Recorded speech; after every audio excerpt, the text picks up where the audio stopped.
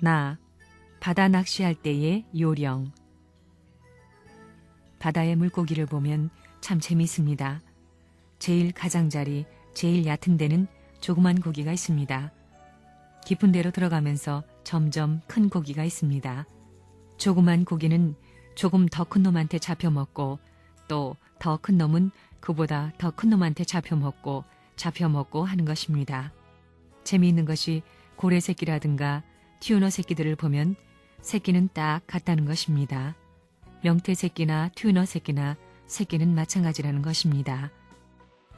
선생님이 바다에 잘 갑니다. 바다에는 무한한 보물이 묻혀 있습니다.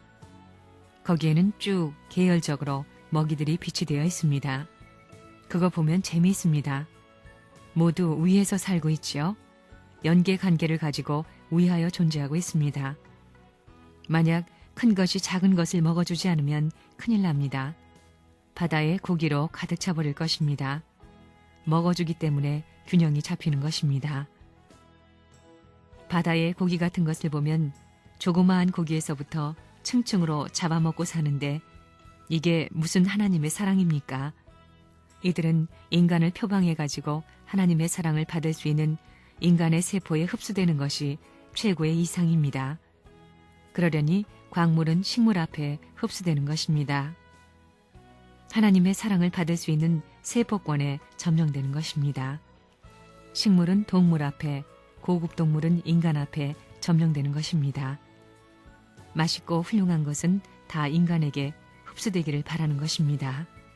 최고의 세포들이 약동해가지고 하나님의 아들딸의 사랑의 실체로서 연결되고 싶은 사랑의 본궁을 향해 돌아가자는 소원에서 그 주인 앞에 흡수되는 것입니다. 바다에 가면 물이 깊으면 깊을수록 층계가 많습니다. 온도의 차이가 많습니다. 온도 1도, 2도의 차이에 따라서 고기 종류가 전부 달라집니다. 참 신기합니다. 인간들은 모르지만 고기 세계는 1도 차이가 나는 층계와 면을 따라 오대양을 찾아다니는 것입니다. 참 신비합니다. 어제까지 고기들이 무진장 많았는데 고기 절반, 물이 절반이었는데 오늘 가보면 한 마리도 없습니다. 그건 왜 그러냐 하면 온도 차이 때문입니다. 0.5도, 1도가 달라지면 완전히 없어지는 것입니다. 사람은 1도, 2도 차이가 문제없지만 고기들은 그렇다는 것입니다. 사람은 한대지방에 가서도 살 수 있고 열대지방에 가서도 살 수 있고 온대지방에 가서도 살 수 있지만 동물들은 그렇지 않습니다. 사자가 한국에 살아요? 한국에 사자가 있어요? 사자는 아프리카에 있습니다. 한국에는 사자가 아니고 호랑이가 있습니다. 고기들이 무는 것도 고기의 성격에 따라서 다 다릅니다. 어족이 1000가지라면 무는 방법도 1000가지라는 것입니다. 새로운 데로 가서 낚시하게 될 때는 1마리, 2마리, 3마리를 잡을 때 어떻게 무는지 딱 공식화시키는 것입니다. 그것이 상식입니다. 고기가 이렇게 물고 들어가는데 이렇게 채면 안 걸리는 것입니다. 낚시와 더불어 낚싯줄이 가니까 얼마든지 고기가 빼고 도망가는 것입니다. 이렇게 물면 반대로 잡아당기라는 것입니다. 앞으로 갈 때는 이렇게 잡아당기고 왼쪽으로 갈 때는 반대로 잡아당기는 것입니다. 초보자들은 자기가 언제든지 이렇게 잡아당기는데 아니라는 것입니다. 반대로 잡아당겨야 빨리 걸리는 것입니다. 시간이 얼마 안 걸리는 것입니다. 바다 낚시를 가도 그냥 수평선만 있는 바다로 가는 것이 아닙니다. 반드시 돌이 있는 데로 가야 합니다. 돌이 있어가지고 숨을 수 있고 거기에 먹을 수 있는 벌레들이 붙어 사는데 고기가 있습니다. 물이 흐르는 것을 보면 고기들이 있는 곳은 반드시 물결이 치는 것입니다. 3m, 5m의 물결이 친다는 것입니다. 그런데 가면 고기가 있습니다. 그런 곳에 가까이 가서 고기를 잡아야 되는 것입니다. 낚시를 넣으면 다 고기를 잡는다고 생각하는데 천만에 고기들은 노는 수온이 다릅니다. 크고 작은 것에 따라서 수온이 달라집니다. 여름에는 겉으로 나올수록 수온이 높습니다. 그렇기 때문에 작은 고기들은 수면에 사는 것입니다. 해수의 온도에 따라 자연히 이동하는 것입니다. 고기는 종횡으로 움직이는 것을 제일 싫어합니다. 언제나 옆으로 이동하려고 합니다. 낚시질을 하려면 그런 것을 알아야 됩니다. 고기가 머무는 곳, 세먼도 어디에서 낚시해야 된다는 것을 알아야 합니다. 그래서 전문화되어야 합니다. 공부가 필요합니다. 전문가가 안 되면 못 잡는 것입니다. 선생님은 온도를 맞춰서 낚시질을 합니다. 온도가 어느 정도에는 어떤 고기들이 있는가를 벌써 압니다. 낚시를 몇 번 들이면 벌써 밑감을 건드립니다. 낚싯대를 빨리 감으면 위로 올라오고 천천히 감으면 가라앉는 것입니다. 천천히 감으면서 지금 수면의 몇 분의 1에 흐르는가를 다 알아야 합니다. 지금 이런 기온에서 킹세먼은 어느 레벨에 온다는 것을 아는 것입니다. 세먼은 보통 땅바닥에 있습니다. 왜?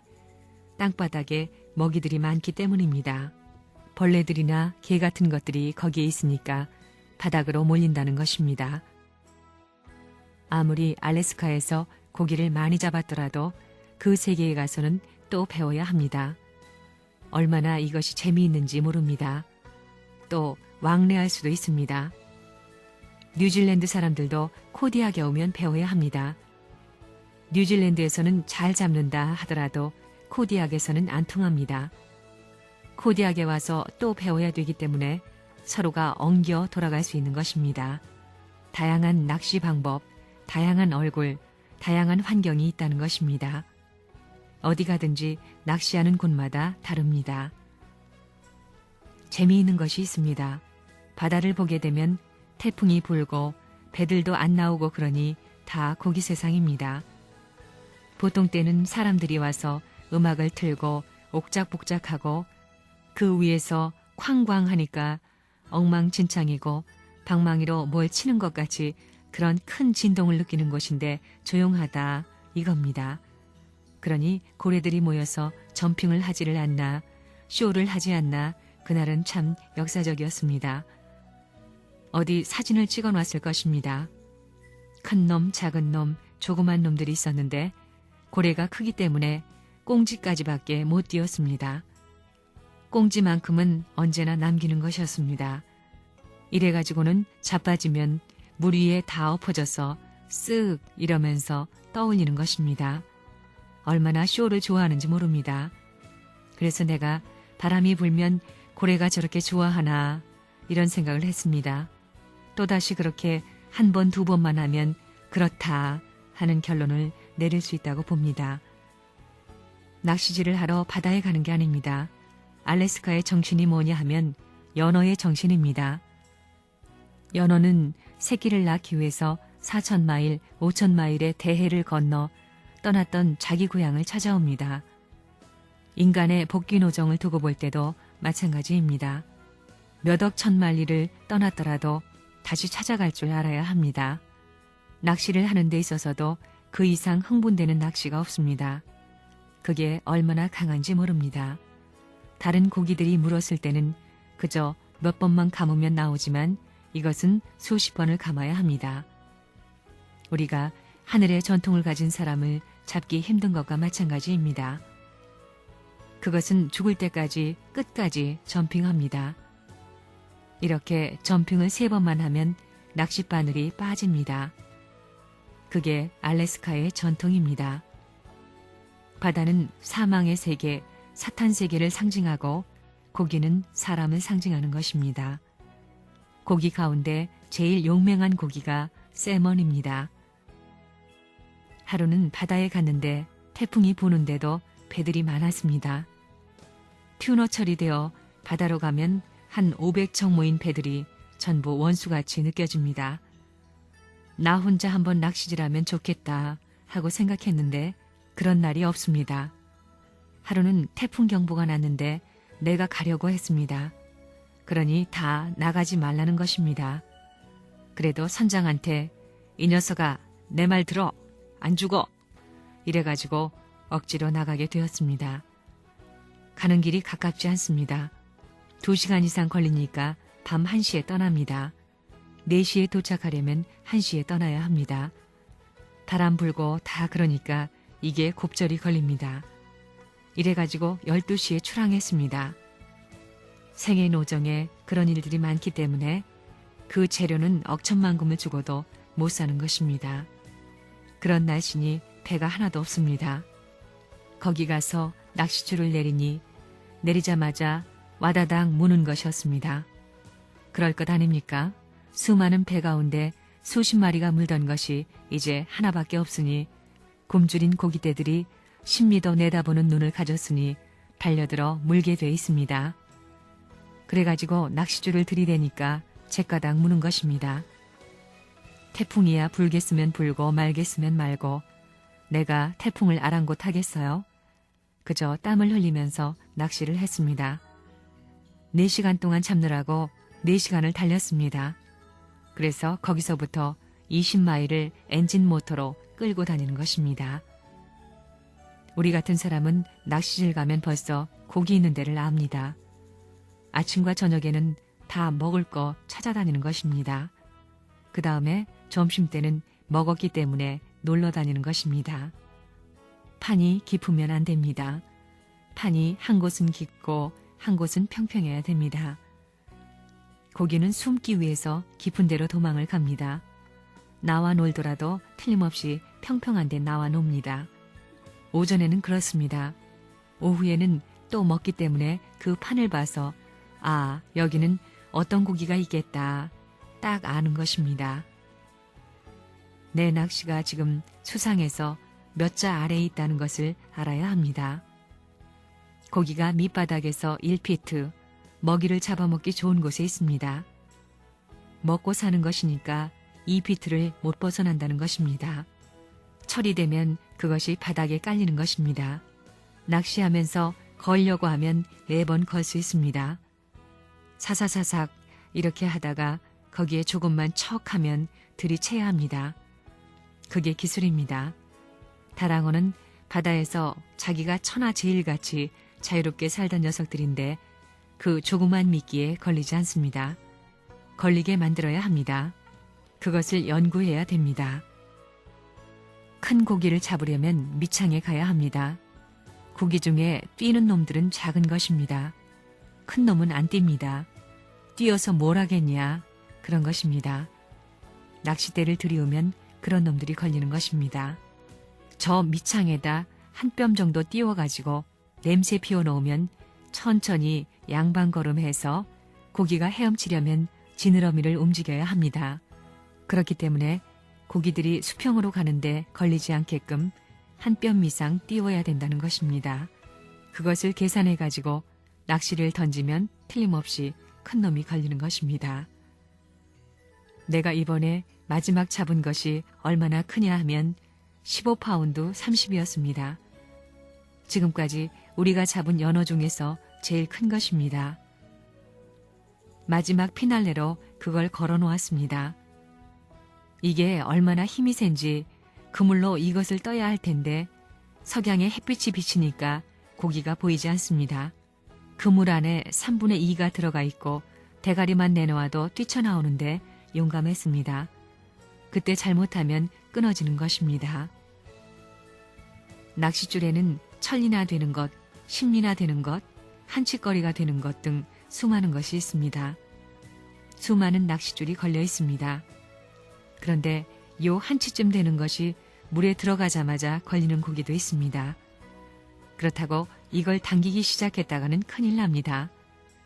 줄이 길고 멀면 멀수록 깊은 대양일 것입니다. 그런데 진짜 낚시꾼이라면 조그만 것이 톡톡 물어도 그것에 대해서 신경 써서는 안 됩니다. 너는 무는구나. 너희들 떼거리 자꾸 모여라. 이렇게 해야 그 뒤에 제일 큰 놈이 몇백 몇천리 밖에서 오는 것입니다. 그 몇천리 밖에 있는 한 마리를 잡아야 된다는 말입니다. 선생님도 낚시질을 곧잘 합니다. 40일 이상 밤낮으로 해봤습니다. 내가 낚시질에서 잡으려고 하는 고기는 첫 번에 대꺽 무는 것이 아닙니다. 그거 물어라. 송사리 떼야 모여라. 해가지고 맨 나중에 지긋한 놈이 물 수 있게끔 떡 기다리고 있어야 합니다. 송사리 때는 그저 왔다 가는 놈이 많습니다. 아이고 맛있다. 낚시질하는 주인이 돌아 꽁그래. 그러면서 먹고 돌아가는 것입니다. 사냥은 목을 지키다 쏘기 때문에 야만적입니다. 날아가는 걸 쏘고 하는 것이 도의적이 아닙니다. 낚시는 그렇지 않습니다. 자기가 와서 물어주는 것입니다.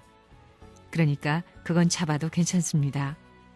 그리고 낚시는 5살부터 죽는 날까지 100살 된 할머니나 할아버지라도 침대에서 낚시 놓고 낚시질을 할 수 있는 것입니다. 낚시에 암만 챔피언이고 유명하더라도 다른 지방에 가게 되면 그 지방에서 잡는 방법이 다릅니다. 그렇기 때문에 그 지방식으로 안 가고 자기 혼자만의 식으로 하면 안 뭅니다. 그 식을 따라가기 때문에 어디 가든지 배우게 되고 또 어디 가서도 가르쳐 줄 수 있습니다. 누구나 선생이 되고 학생이 될 수 있습니다. 이것이 평등입니다. 같은 종류라도 먹는 것이 장소에 따라서 낚시하는 사람이 미끼를 무얼 주느냐에 따라서 달라진다는 것입니다. 그렇기 때문에 그 지방에 가가지고 다 배워야 합니다. 만국이 다 다릅니다. 그렇게 다양하기 때문에 취미가 다양하다는 것입니다.